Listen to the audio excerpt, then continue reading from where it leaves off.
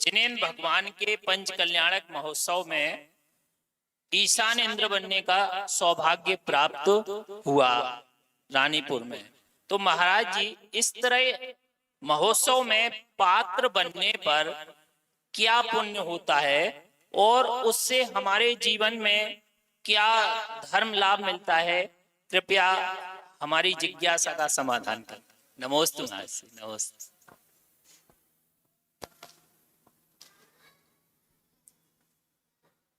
बोलिए अनंतानंत सिद्ध परमेष्ठी भगवान की जय।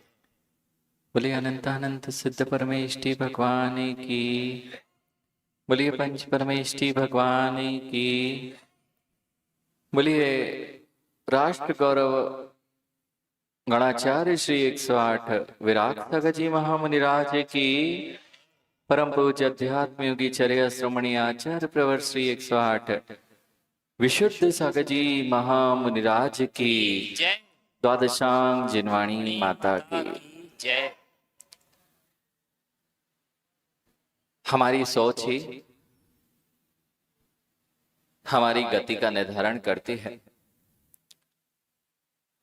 हम जहां जाना चाहते हैं पहले हमारे मस्तिष्क में विचार आता है। ऐसे ही जब हम जिनेन्द्र भगवान के पंच कल्याणकों को महा उत्सव के रूप में मनाते हैं तो हम किसी न किसी पात्र के रूप में, मुख्य पात्रों के रूप में वहां आते हैं। जैसे ही हम वह उन मुख्य पात्रों के किरदार में आते हैं, सबसे पहली भावना हमारी कि हम जिनेन्द्र भगवान के सम्मुख पहुंच के अपने भावों से पहुंच चुके हैं। एक दिन ऐसा आएगा कि साक्षात यही पुण्य आपको साक्षात जिनेन्द्र भगवान के पंच कल्याणक करने के लिए वहां पहुंचा देगा। क्योंकि जब तक सोच में नहीं आएगा तब तक जीव वहां पहुंचता नहीं है। दूसरी बात यह है कि जब हम पंच कल्याणक महामहोत्सवों में पात्र बनते हैं, मुख्य पात्र बनते हैं, उसका आनंद बाहर से देखने वाले को नहीं आता। उसका आनंद तो वही जानता है जो पात्र बनता है।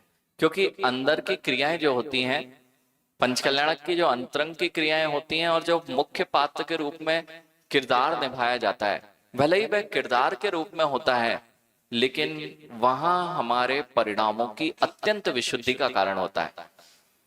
और वह विशुद्धि महापुण्य का अर्जन कराती है और वह धर्म लाभ दिलाती है। आप 5 दिन 6 दिन के पंचकल्याणक में यदि आप बने हैं तो 6 दिन का 24 घंटे का पूरा समय आपका मात्र परिणामों की विशुद्धि में जा रहा था। यानी कि थोक का जैसे सीजन चलता है ना, सीजन, ऐसा थोक का सीजन चल रहा था आपका।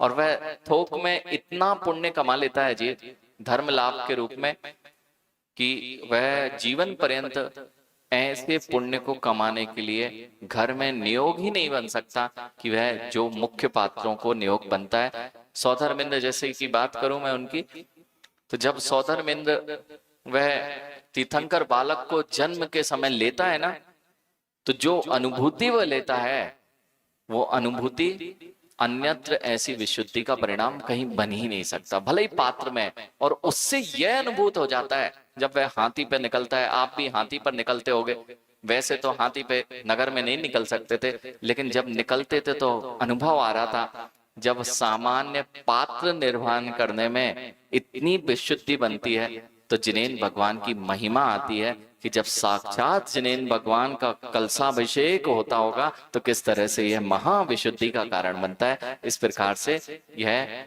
आपके सारे पात्रों का चयन और पात्रों में होने वाले परिणाम, ये आपको नियम से बहुत बहुत धर्म लाभ देते हैं।